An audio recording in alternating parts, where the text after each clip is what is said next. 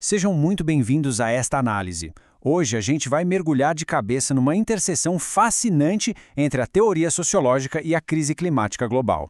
Entender o mundo através de uma lente nova e estruturada é sempre muito empolgante, e com esse tema, com certeza, não seria diferente.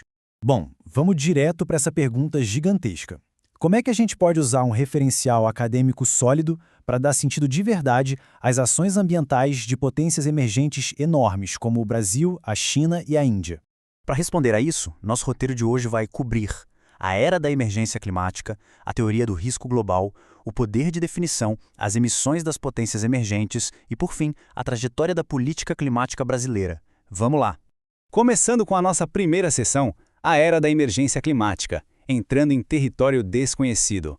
Para entender o momento atual, a gente precisa dominar um conceito super importante, o Antropoceno. Basicamente, essa é a época geológica que marca o fim do Holoceno.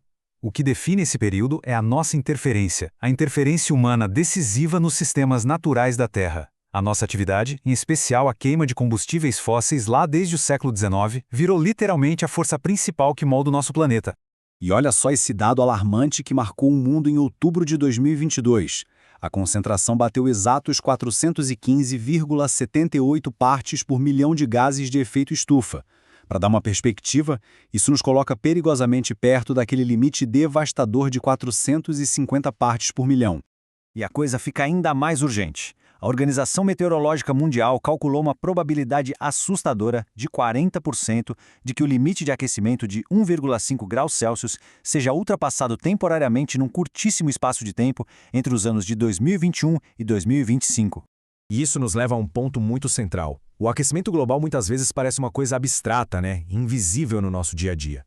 Mas os riscos globais ficam escondidos só até que eventos extremos e simultâneos aconteçam, como os impactos severos que a gente viu em 2022 nos Estados Unidos, na China e na Índia. É aí que o perigo vira uma realidade inegável e visível para todo mundo. O que nos leva à seção 2, a teoria do risco global, usando a estrutura do sociólogo Ulrich Beck. Essa estrutura ilustra de forma brilhante uma mudança brutal no nosso mundo. A gente saiu do que o Beck chama de modernidade simples para a modernidade reflexiva. A governança nacional tradicional, focada só no passado e em certezas absolutas, simplesmente não dá conta dos riscos climáticos modernos. O cenário de hoje exige foco em ameaças futuras, lidando com incertezas e, acima de tudo, requer pura cooperação transnacional, ultrapassando de vez a ideia de fronteiras. E aí entra um conceito genial de se levar dessa teoria, o efeito bumerangue. O que isso quer dizer? Que não importa o tamanho da riqueza de um país ou a força das suas fronteiras, o dano ambiental que os países mais industrializados ignoram ou exportam acaba voltando, literalmente como um bumerangue, para atingir quem o criou. Ninguém está imune. O impacto diário de tudo isso é profundo. Como o próprio Beck diz, o cotidiano torna-se cosmopolita. As pessoas tendem a atribuir sentido à sua vida no intercâmbio com outros e não no encontro com os seus semelhantes. É absolutamente fascinante ver como os riscos globais forçam a humanidade a deixar o nacionalismo restrito de lado e a reconhecer que nós compartilhamos uma vulnerabilidade imensa através das culturas. Chegamos à seção 3, o poder de definição. Quem controla a narrativa? Aqui o Beck apresenta as chamadas relações de definição. Pense com a gente. Quem é que determina o que realmente faz mal? De quem é a responsabilidade pelo dano? O que conta como prova aceitável diante de tanta incerteza científica? E claro, quem decide como os afetados vão ser compensados? Isso mostra perfeitamente que a ciência do clima não é só medição de temperatura, é uma verdadeira arena de conflito sobre o poder da informação e sobre quem deve pagar a conta. E é exatamente por isso que o IPCC é tão essencial. O painel intergovernamental sobre mudanças climáticas, apesar de enfrentar críticas constantes de todos os lados do espectro político, representa um esforço global sem precedentes. Ele funciona quase como um parlamento cosmopolita da ciência, unindo os mais diversos conhecimentos locais em uma colaboração global unificada. Entrando na seção 4, emissões das potências emergentes, os dados.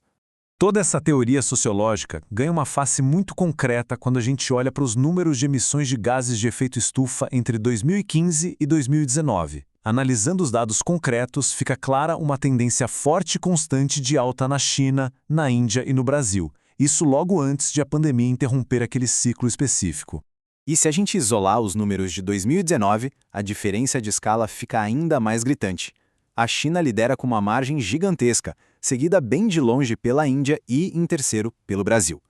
Vale sempre lembrar que todas essas nações vivem um desafio duplo super complexo. Elas emitem muito enquanto buscam desenvolvimento, mas ao mesmo tempo são incrivelmente vulneráveis aos efeitos das mudanças climáticas. E, finalmente, a seção 5, a trajetória da política climática brasileira. A pesquisa do professor Eduardo Viola nos ajuda a entender as flutuações governamentais através de uma classificação super isenta e analítica. A trajetória começa de forma conservadora até 2004. Aí entra numa fase mais moderada de avanços entre 2005 e 2010. Mas, na sequência, as políticas perdem força, voltando para o conservadorismo até chegar no estágio que o pesquisador classifica como extremamente conservador, ali entre 2019 e 2022. Mas no meio de tanta oscilação, também tivemos vitórias históricas incríveis. Naquela fase mais moderada que a gente comentou, o desmatamento na Amazônia despencou. Caiu de cerca de 24 mil quilômetros quadrados lá em 2004 para a marca expressivamente menor de apenas 6.200 quilômetros quadrados no ano de 2010. A grande chave para entender o Brasil é sacar que o perfil de emissões do país é muito único. Diferente da Índia ou da China, a enorme maioria das emissões históricas brasileiras não vem da produção de energia, mas sim do uso da terra e do desmatamento. Por isso, o controle rigoroso do solo é a prioridade absoluta por aqui. Para terminar a análise do Brasil olhando pelo lado das soluções, a matriz energética do país tem uma força absurda. A gente já conta com uma infraestrutura hidrelétrica gigante, tem a produção consolidada do etanol de cana-de-açúcar e tecnologia avançada em águas profundas. E um detalhe muito legal, a energia solar vem crescendo de um jeito formidável, já ultrapassando a eólica recentemente. O país até começou a testar a tecnologia de hidrogênio verde, o que representa um arsenal poderoso nessa busca global pela transição climática. E para amarrar tudo que a gente construiu hoje, fica essa última reflexão profunda, retornando lá ao Ulrich Beck. Como é que estruturas de governança tão presas e enraizadas no nível nacional podem de fato se coordenar para enfrentar uma realidade climática onde as fronteiras simplesmente não existem? A teoria aponta a necessidade, mas a execução disso depende do mundo inteiro. Agradeço demais por acompanharem mais esta análise e esperamos que isso tenha trazido uma clareza muito maior sobre esses riscos complexos e globais que todos nós compartilhamos.